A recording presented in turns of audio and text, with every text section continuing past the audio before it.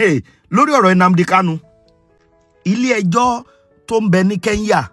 ó mọ̀ ti gbé ìdájọ́ tó lágbára kalẹ̀ oníṣẹ́ rí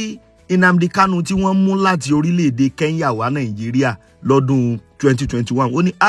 ìlẹ́gà pátápátá ni. ẹ mọ̀mọ́ kú dédé àsìkò yìí o gbogbo ẹ̀yin olólùfẹ́ Kúnlé Ìjẹ̀ṣà káàkiri gbogbo àgbálá ayé níbikíbi tẹ́ ẹ ti láǹfààní tẹ́ ẹ ti ń gbọ́ wa ojú tẹ́ ẹ fi ń wò wá ojú náà ò ní fọ́ etí tẹ́ ẹ fi ń gbọ́ wa etí náà ò ní di o oréré létí gbogbo yín á máa gbọ́ ohun tá a tún mú wá fún ẹ̀yin olólùfẹ́ wa káàkiri orílẹ̀-èdè gbogbo àgbálá ayé níbi tẹ́ ẹ ti láǹfààní tẹ́ ẹ ti ń wò wá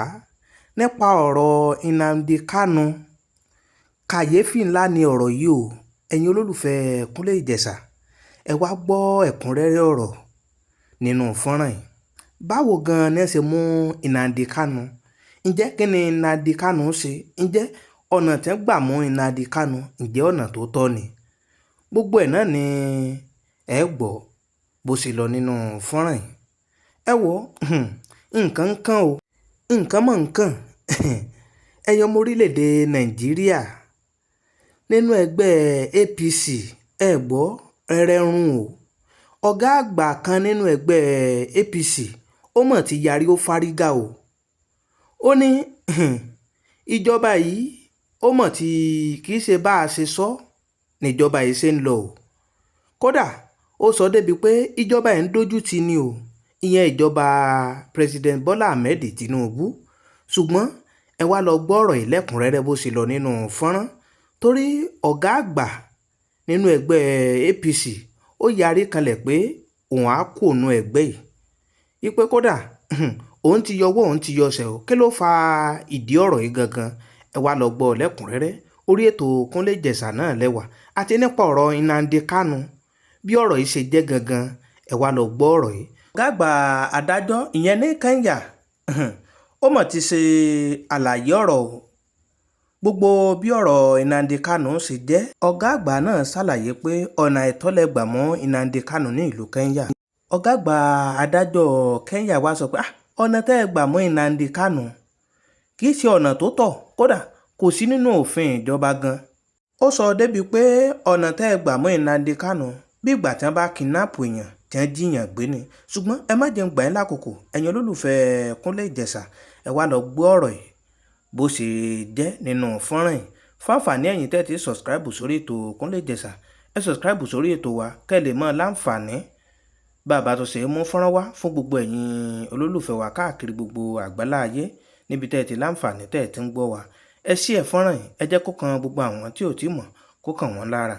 ẹ wò ẹ wá tún lọ gbọ́ fọ́nrán yìí síwájú sí i. gbogbo ọ̀nà tí wọ́n gbà láti gbé Nnamdi Kanu wá sí orílẹ̀-èdè Nàìjíríà ọ̀nà awúrúju ọ̀nà tó ta kò fún ọ̀nà tí Ọlọ́run bínú sí gan ó ní ni wọ́n fi gbé Nnamdi Kanu wá o sí Nàìjíríà fún díẹ̀ yìí ni wọ́n bá fáìní ìjọba orílẹ̀-èdè Kenya wípé wọ́n lẹ̀dí àpò pọ̀ èló ni wọ́n fáìní wọn kí ló ṣẹlẹ̀ kí làwọn nǹkan tí ilé ẹjọ́ sọ gangan gbogbo ẹ̀ ní máa gbé wá tẹ̀yìn èèyàn wa tẹ́ gbọ́ gẹ́gẹ́ bí ìlérí táwa ṣe pé àníjẹ́ kétí yóò di sí gbogbo àwọn nǹkan tó ń ṣẹlẹ̀ káàkiri àwọn ìlú wa ẹ̀yin èèyàn ó mọ̀ tí ń ṣẹlẹ̀ nú ẹgbẹ́ òṣèlú APC alága ẹgbẹ́ òṣèlú APC Umaru Ganduje ó mọ̀ ti resign ó lóun ò ṣe alága ẹgbẹ́ òṣèlú mọ́ o eléyìí ní yàjóyàjó ni o Umaru wá sọ àwọn nǹkan kan o pé n tó ṣẹlẹ̀ rí tóun ò fi ṣe alága mọ́ o pìtìpìtì ń ṣẹlẹ̀ nínú ẹgbẹ́ òṣèlú APC ẹ gbọ́ kí ló dé gangan kí ló ṣẹlẹ̀ gangan tí Ganduje tó fi step down gẹ́gẹ́ bí alága nínú ẹgbẹ́ òṣèlú APC kódà àwọn PDP ń dunnú àwọn opposition party yòókù náà àwọn náà ń dunnú wọn ní pé pìtìpìtì ti ń bá APC ẹgbẹ́ ṣe pìtìpìtì ń bá wọn ẹ̀yin èèyàn mo máa gbé yín débẹ̀ jàre láì dé ìnàpẹ́nu láì fàkókò yín ṣòfò ẹ̀yin èèyàn lórí ọ̀rọ̀ Nnamdi Kanu tí wọ́n gbé wá sórílẹ̀-èdè Nàìjíríà láti orílẹ̀-èdè Kenya ní ọdún 2021 ilé ẹjọ́ tí mò ń bẹ ní orílẹ̀-èdè Kenya ó mọ̀ tú dẹ́ndé ọ̀rọ̀ ó lágbára gan o adájọ́ ilé ẹjọ́ gíga kan lórílẹ̀-èdè Kenya ìyẹn tó fìkàlẹ̀ sí Nairobi ìyẹn Justice E.C. Minwita òun ló gbé ìdájọ́ kalẹ̀ o adájọ́ yìí sọ dẹ́ndẹ́ ọ̀rọ̀ ó ní ó bà nínú jẹ́ pé orílẹ̀-èdè tòun gangan tí ń jẹ́ Kẹ́ńyà wọ́n wá lẹ̀dí àpò pọ̀ láti máa ṣe nǹkan tó jẹ́ wípé kò bá òfin mu. Ó ní tó tún wá burú jù bẹ̀ ni wípé ó láwọn ẹ̀ka tí wọ́n jẹ́ ti elétò ààbò náà ó láwọn náà tún wá lẹ̀dí àpò pọ̀ mọ́ wọn láti máa ṣe nǹkan tí ò bófin mu. Ó ní sẹ́ rí ọ̀rọ̀ Nnamdi Kanu ó nígbà tí Nnamdi Kanu tí ó wọ orílẹ̀-èdè Kẹ́ńyà ó ní ọ̀nà tó tọ́ àtọ̀nà tó yẹ ní Nnamdi Kanu ló gbà ló fi wọ orílẹ̀-èdè Kẹ́ńyà. Ó ní ṣùgbọ́n ó wá jọni lójú wípé ọ̀nà awúrúju ni wọ́n wá gbà tí wọ́n fi gbé Nnamdi Kanu tí wọ́n fi gbé kúrò lórílẹ̀-èdè Kẹ́ńyà. Ó ní tó wá jọni lójú jù bẹ̀ ni wípé báwọn ẹ̀ka tí wọ́n rí sí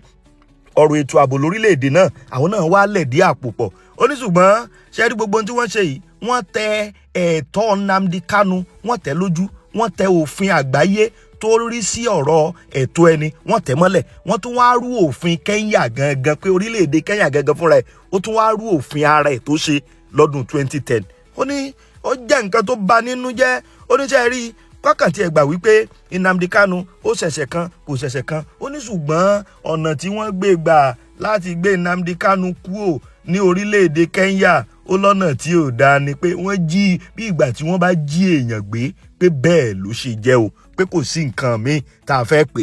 Adájọ́ Bìwítà ó mọ̀ tó tẹ̀síwájú nínú ọ̀rọ̀ ẹ̀ ó ní fúnra gangan ó lóun ṣe findings òun find out wípé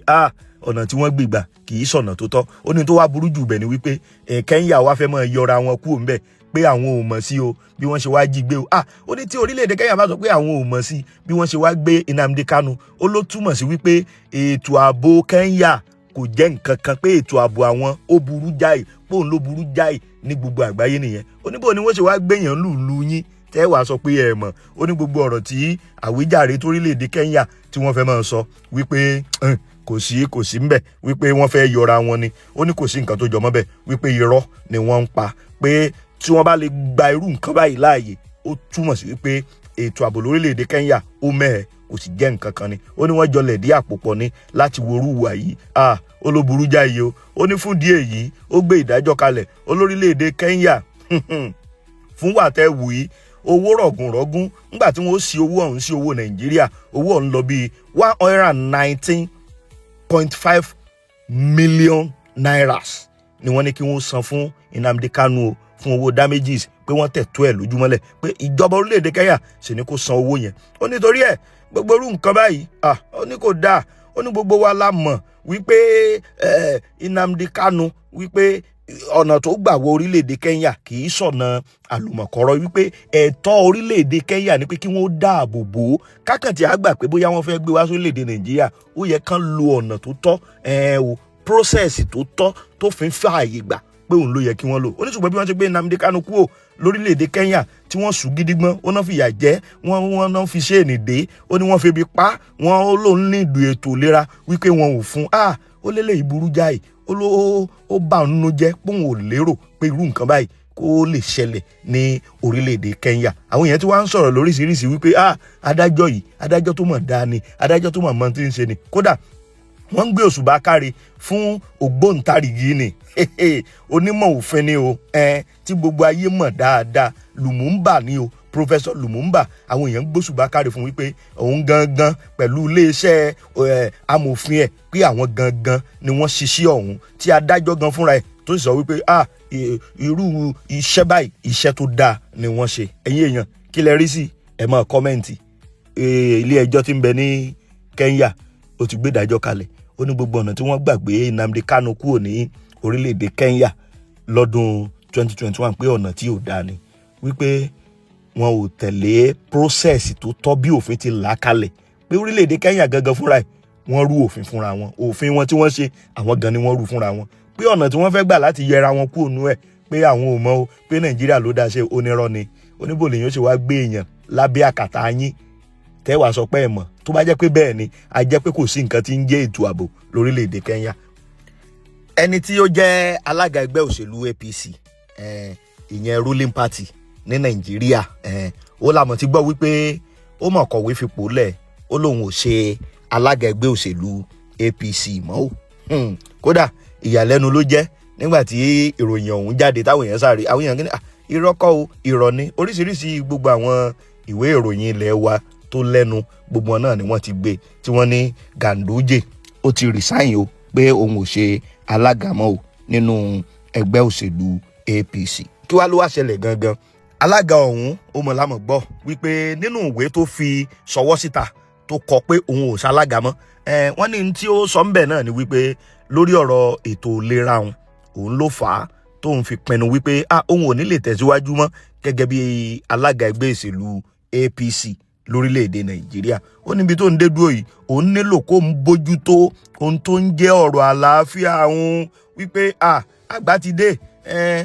gbogbo jàngànjàngàn lónìí jàngànjàngàn lọ́la ara ní ń fàbọ̀ sí pébi tó ń dé dúró yìí òun gbọ́dọ̀ fi ojú tó ọ̀rọ̀ àlàáfíà òun dáadáa bí bẹ́ẹ̀ kọ́ kó mi mọ́ lọ ti ẹ̀yìn bọ̀gbìn lẹ́nu. Kódà oríṣiríṣi ọ̀rọ̀ làwọn ìwé ìròyìn kan ni wọ́n kàn ti ẹ̀kọ́ wọ́n ní àìmọye oríṣiríṣi ohun tó ṣẹlẹ̀ nígbà tí Ganduje tó fi jẹ́ alága ẹgbẹ́ òṣèlú APC wọ́n ní oríṣiríṣi wàhálà àìmọye court case lóríṣiríṣi ní ń bẹ nílé ẹjọ́. Kódà wọ́n tún ní ẹni tó jẹ́ olùdíje láti jẹ́ alága ìjọba ìbílẹ̀ kan ní Federal Capital Territory yẹn l'Abuja wípé ìyẹn náà ó tún fi gbé bọnu wípé owó tí wọ́n kàn tiẹ̀ ń gbà owó ńláńláńlá tí wọ́n ní kàn mọ́ fi ra fọ́ọ̀mù torí pé àwọn fẹ́ jẹ ṣíàmánù àwọn fẹ́ jẹ gbogbo ẹ̀ pé owó ọ̀hún ti pọ̀ jù. Oríṣiríṣi complain làwọn ọmọ ẹgbẹ́ ni wọ́n complain pé àìkàn tiẹ̀ tó wà mọ́ iye oríṣiríṣi nǹkan tó yẹ pé ó ń lọ lábẹ́nú nínú ẹgbẹ́ òṣèlú yẹn. Ṣùgbọ́n ohun tí alága sàsọ ni wípé òun ò ṣe alága mọ́ o látàrí ọ̀rọ̀ àlàáfíà òun pé òun fẹ́ bójútó ọ̀rọ̀ àlàáfíà òun pé ìdírè o tóun ò fi ṣe mọ́. Ẹ̀yin èèyàn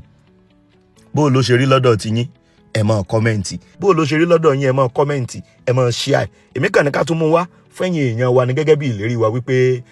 àní jẹ́ kí ti yín ó di bẹ́ẹ̀ la sì ní jẹ́ kí ojú yín ó fọ́ sí gbogbo àwọn nǹkan tó ń ṣẹlẹ̀ káàkiri àwọn ìlú wa. Báwọn nǹkan mìíràn bá tún ṣe tẹ̀ wá lọ́wọ́ á tún gbìyànjú ká máa mú wá fẹ́yìn èèyàn wa. ẹ̀yin èèyàn wa níbi tẹ́ ẹ ti ní àǹfààní tẹ́ ẹ ti ń gbọ́ wa ibi tá fi àdàgbà ètò ìsọlẹ̀ sí lónìí rè bó bá tó ṣe ń lọ àtọ́jẹ́ kí ẹ máa gbọ́